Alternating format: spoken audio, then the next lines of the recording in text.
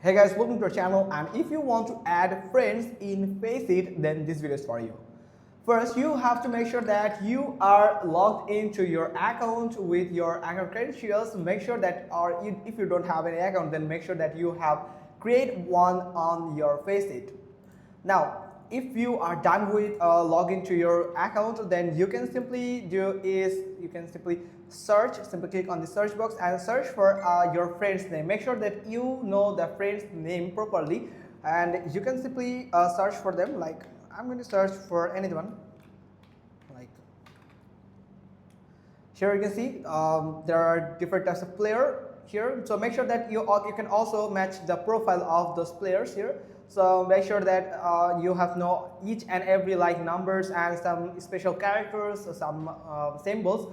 Now simply click on them, and you can find the profile from here, where you can simply click on add friend, and it will allow you to send the friend request to that person, and if they accept your friend request, then you both will be friend in Faceit. So that's how you can simply do it. Hope you got this. If so, then give us a thumbs up. Don't forget to subscribe our channel, and thanks for watching. Till next time.